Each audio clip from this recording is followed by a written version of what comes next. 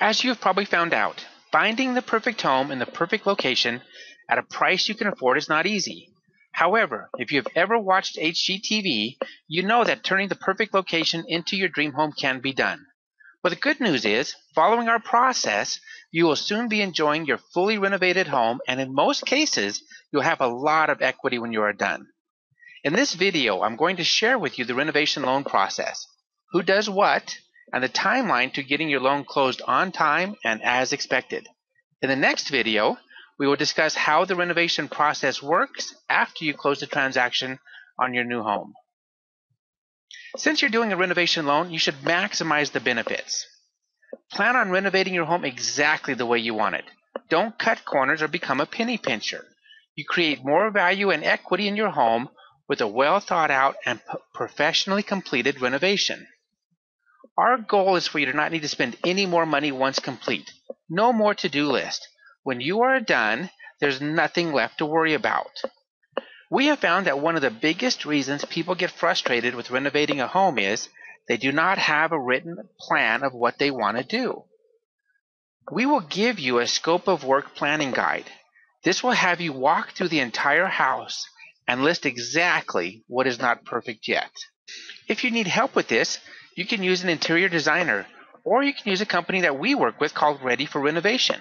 They will help you identify your dreams and translate that into a workable plan. Just ask your loan officer or renovation specialist about this service. With a good scope of work, you can now choose your contractor. All work needs to be done by a general contractor of your choosing. You do not need to do any of the work. You can just sit back and supervise while your contractor takes all the responsibility of getting the work done. Now let's talk about how the process works. There are two primary Starkey people involved, your loan officer and your renovation specialist. We split your file at the time of application, and now you have two professionals working with you. Your loan officer takes care of the mortgage side in charge of your file. They will complete your application and properly structure your loan. Explain all the disclosures, interest rates, and fees. They will also collect all the documentation to get your loan approved. Your renovation specialist takes care of the property side of the file and works with your loan officer. The renovation specialist will explain all the renovation disclosures, help you with your scope of work, choosing your contractors, and the renovation specialist will also order the services of a HUD consultant if one is needed, and then the appraisal will be ordered. I once had a friend of mine tell me that we build the project with paper and then the actual building is a byproduct. This is more true today than it was in the past. We do have a lot of disclosures. However, the ones I'm about to tell you about are important, and if you do not understand them, please ask us and we'll go into further explanation. With the renovation, it all begins with the maximum mortgage worksheet. With both the conventional and FHA renovation loans, a maximum mortgage worksheet is used. However, each look different, but the critical information is the same. In this case, we're using the FHA 203K maximum mortgage worksheet. We'll go into a lot more detail on your actual transaction, but for this video, I'm only going to hit the highlights. This form is to calculate how much money we need to add to your mortgage loan. All of the costs and fees for the renovation loan can be added to the mortgage. The first thing we do is estimate the amount of work you want done. This is truly a guess at this point. In this example, we are showing $45,000. When we receive the actual contractor bids, we will adjust this number. Because we know there are always cost overruns or unexpected work that pops up, we add a 10 to 20% contingency reserve. This money is held by the lender and can be used when the contractor submits a change order to the lender. The change order must be approved prior to work starting. Once the project is near completion and there are remaining funds, the funds can be used for additional renovation work of your choosing, or we can reduce your loan amount by applying the funds directly to the principal. Line 3 is for the inspection fees and title update fee. Each time your contractor is paid a draw, we need to have a HUD consultant inspect the work. We only pay for work in place and completed. The HUD consultant charges for this inspection. We can have up to 5 draws for the contractor. In this example, we will calculate 5 inspection fees. The title update fee is used to pay the title company for a final title search at the end of the renovation. We want to make sure that none of the contractors or suppliers filed a lien on your home. Line 4 is for escrowed mortgage payments. If your home is undergoing major renovation and you cannot live in it, we can escrow up to 6 months of payments so that you're not burdened with both a rent payment and a mortgage payment.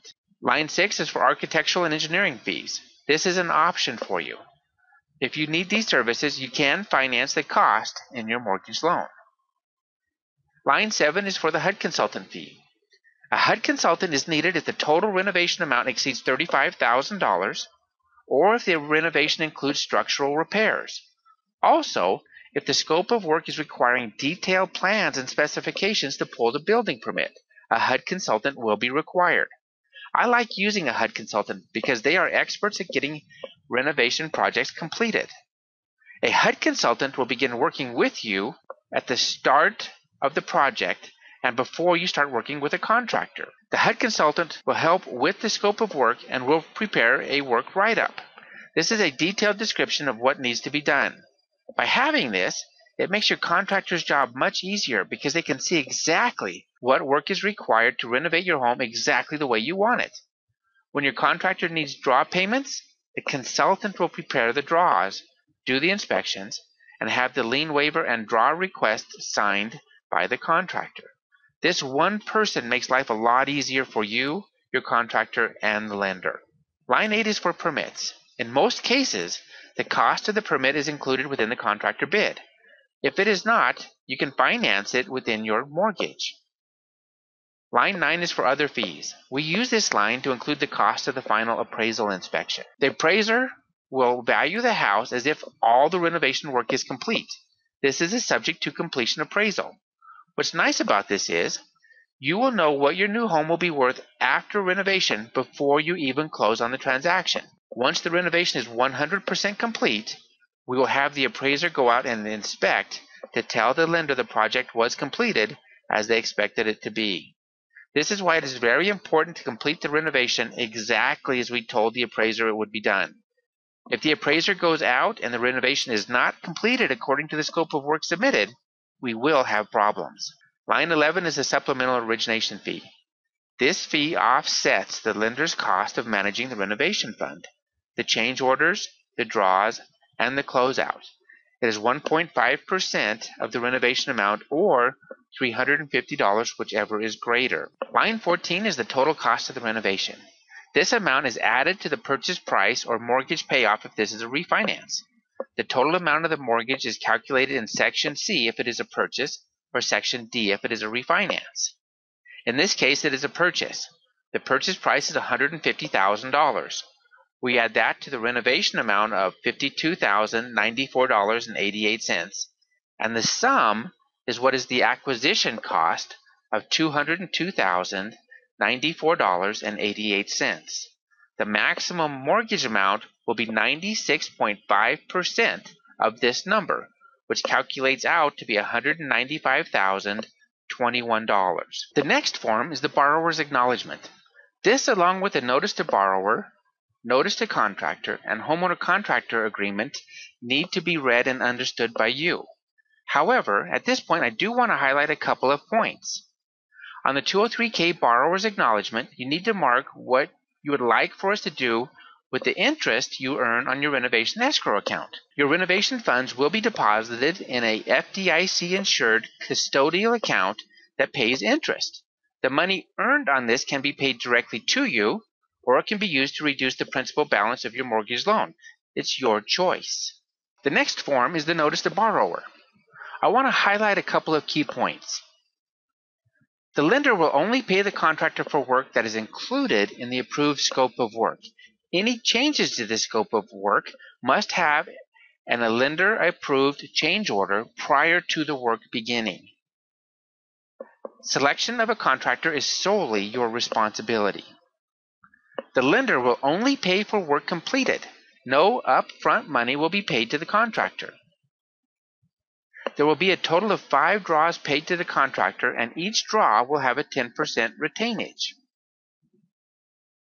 The project needs to be completed within 6 months of loan closing.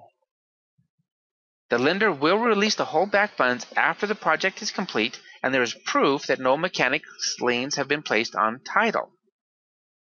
It is your responsibility to ensure that all contractors have been paid. The notice to contractor. This form needs to be signed by both you and the contractor. We want to make sure the contractor fully understands the parameters and how they are going to get paid. The homeowner contractor agreement is a FHA and Fannie Mae required form. This is between you and the contractor. It needs to be read and understood by both of you. If you have any questions regarding these forms or this program, please ask your renovation specialist or your loan officer.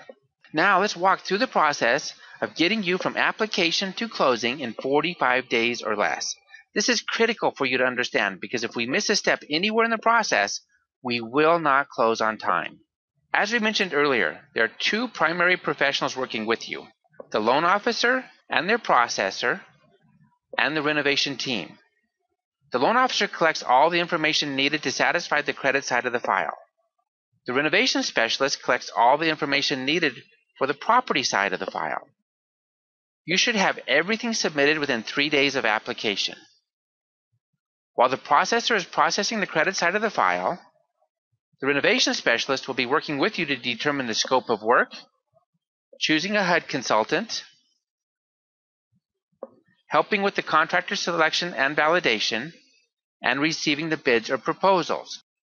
We need to have the bids in hand by day 14. At this point, we can order the appraisal. Oftentimes, it takes the appraiser 2 weeks to get us the report.